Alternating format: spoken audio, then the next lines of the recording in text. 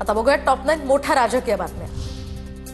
आतापर्यंत वेगवेगळ्या नेत्यांना साक्षात्कार होत होता, पण आता पृथ्वीराज चव्हाणांसारख्या ज्येष्ठ नेत्याला साक्षात्कार होत असेल तर त्यात काही काळबेरं आहे। पृथ्वीराज चव्हाणांच्या मराठी माणूस पंतप्रधान होणार या दाव्यावर मुख्यमंत्री फडणवीसांचा टोला।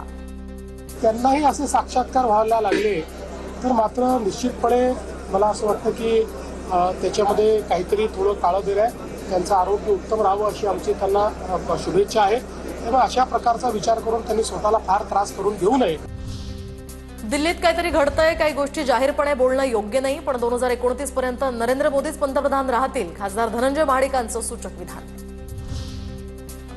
संसदेच्या हिवाळी अधिवेशनाचा शेवटचा आठवडा, भाजपकडून राज्यसभेतल्या सर्व खासदारांसाठी व्हीप जारी, 15 ते 19 डिसेंबर दरम्यान उपस्थित राहण्यासाठी हवी। मालवणमधील निलेश राणेंनी केलेल्या स्टिंग ऑपरेशन प्रकरणी राज्य निवडणूक आयोगाची भाजप स्थानिक पदाधिकाऱ्याला क्लीन चिट। रोख रक्कम मतदारांना वाटप करताना निदर्शनास आले असते तर तो गुन्हा ठरला असता। पत्रकार परिषदेत निवडणूक आयुक्त दिनेश वाघमारेंचं वक्तव्य, तर पुढील तपास इन्कम टॅक्स विभाग करणार असंही स्पष्टीकरण। रायगड जिल्ह्यातील नागोठणे एसटी डेपोच्या नूतनीकरणाच्या कामाचं भूमिपूजन, मंत्री भरत गोगावले आणि मंत्री आदिती तटकरे हे भूमिपूजन कार्यक्रमामध्ये एकाच व्यासपीठावर।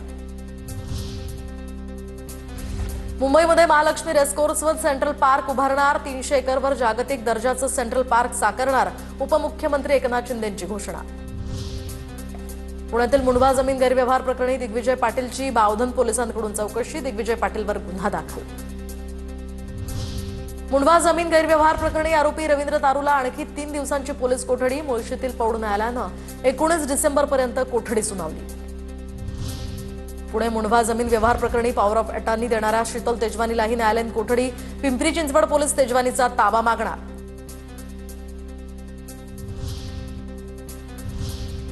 आता बघूया टॉप 9 राजकीय बातम्या।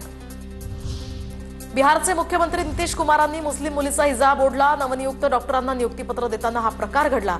एका डॉक्टर मुलीला प्रमाणपत्र देतानाचा हा प्रकार असल्याची माहिती बिहारच्या मुख्यमंत्री नितीश कुमार यांच्यावर आता यावरून सोशल मीडियात टीका। नितीन नबीन यांनी स्वीकारला राष्ट्रीय कार्यकारी अध्यक्ष पदाचा कार्यभार, दरम्यान केंद्रीय गृहमंत्री अमित शहा आणि राष्ट्रीय अध्यक्ष जे.पी. नड्डा यांच्या उपस्थितीत त्यांनी पदभार स्वीकारला। तामिळनाडू विधानसभा निवडणुकीची जबाबदारी केंद्रीय मंत्री पियुष गोयल यांच्यावर, तर सहप्रभारीपदी केंद्रीय राज्यमंत्री मुरलीधर मोहोळ यांची नियुक्ती, शिवाय केंद्रीय मंत्री अर्जुन मेघवाल यांचीही सहनिवडणूक प्रभारी म्हणून नियुक्ती। फडणवीसांच्या हस्ते कोल्हापुरातील इचलकरंजीमध्ये छत्रपती संभाजी महाराजांच्या पुतळ्याचं अनावरण, तर सांगलीमध्ये सुद्धा अहिल्यादेवी होळकरांच्या पुतळ्याचं अनावरण संपन्न। महाराष्ट्र गुजरात सीमावादात आता मनसेचीही उडी, मनसे नेते अविनाश जाधव यांनी केली पालघरच्या तलासरीतील वेवजी गावात पाहणी, तर इंचभर सुद्धा महाराष्ट्राची जमीन गुजरातला देणार नाही, अविनाश जाधवांचा इशारा। सीमावादामुळे परिसरात तणावाचं वातावरण होत असल्याचंही वक्तव्य। कोटींच्या गाड्या देतोय, मात्र आता कोयता गँग दिसली नाही पाहिजे, नाहीतर काही खरं नाही, उपमुख्यमंत्री अजित पवारांची पुणे पोलीस आयुक्त अमितेश कुमारांना ताकीद।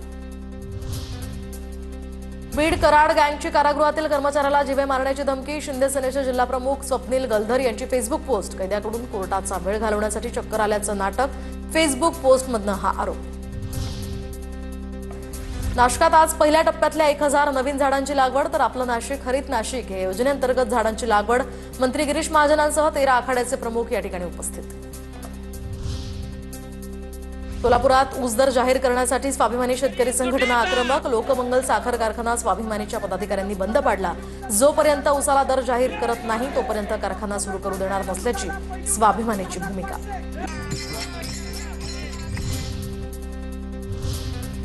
आता बघूया टॉप 9 मोठ्या बातम्या। साताऱ्यातील एमडी ड्रग्ज प्रकरणामध्ये दुबई कनेक्शन असल्याचा पोलिसांना संशय, दुबईतल्या आरोपींच्या निर्देशांवर ड्रग्ज रॅकेट चालत असल्याचा संशय। ड्रग्ज प्रकरणातून मिळालेला पैसा हा देशविरोधी षडयंत्रासाठी वापरला जात होता का, या अँगलनं आता गुन्हे शाखेचा तपास सुरू। लाडक्या बहिणींच्या ई-केवायसीसाठी अंगणवाडी सेविका घरोघरी जाणार, बोगस लाभार्थी वगळण्यासाठी ई-केवायसी बंधनकारक, 31 डिसेंबरपर्यंत ई-केवायसी न केल्यास योजनेतनं वगळलं जाणार। बांगलादेशनं कांदा निर्यातीसाठी बंदी उठवल्यानंतर आता लासलगाव इथून 30 टन कांदा निर्यातीसाठी रवाना। या निर्णयामुळे लासलगाव कृषी उत्पन्न बाजार समितीमध्ये उन्हाळी कांद्याच्या सरासरी दरात दुप्पट वाढ. बांगलादेशनं कांदा आयातीवरील सर्वच निर्बंध हटवावे अशी शेतकऱ्यांची मागणी.